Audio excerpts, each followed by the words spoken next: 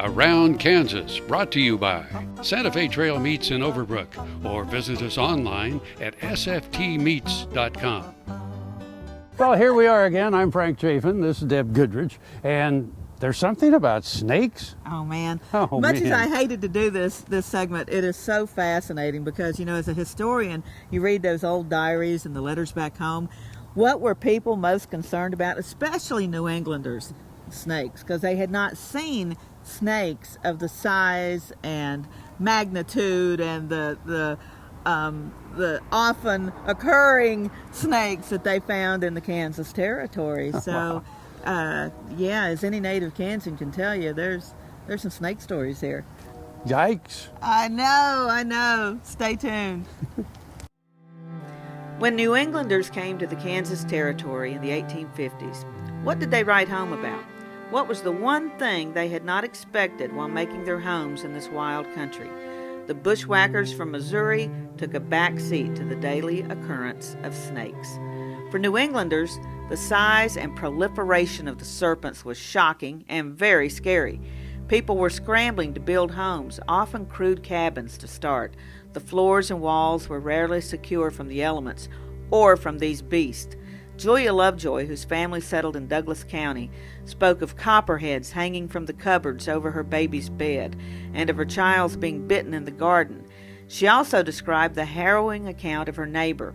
The woman turned over in the night to nurse her baby sleeping beside her when she felt something sting her lip. She called for her husband to get a light, and when the lamp was lit, they were horrified to find a rattlesnake had crawled into the bed. The husband went to the trunk for medicine and found 2 more coiled behind it. The poor woman's neck swelled so that it was feared she would suffocate. The woman survived, but how on earth could you ever have a peaceful night's sleep again?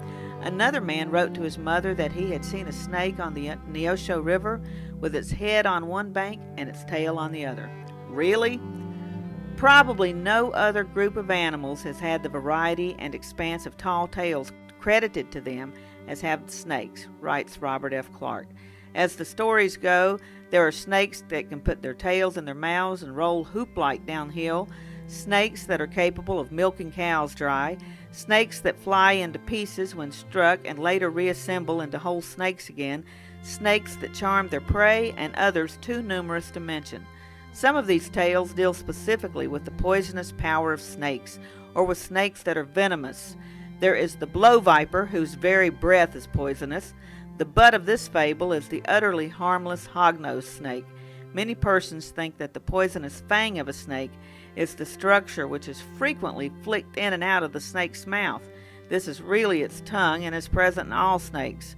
4 of the many untruths about poisonous snakes are: 1. Rattlesnakes cannot cross a horsehair rope.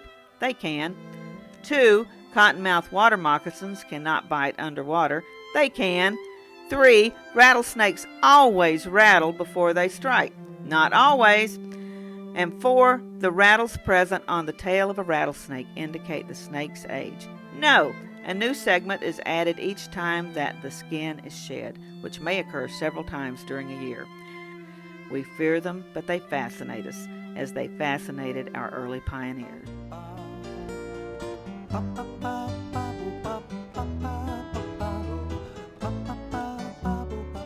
Here's another gardening tip with Annette Jackson from Jackson's Greenhouse. Fresh herbs are healthy and add zest to almost every recipe.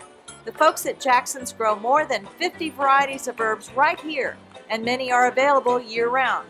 Our staff has hands-on experience and can't wait to assist you with your herb needs. Stop in and see us at Jackson's. We're open 7 days a week. Topeka's largest selection of homegrown herbs is at Jackson's Greenhouse, with 4-inch pots starting at just $3.79. Jackson's Greenhouse has what you need today.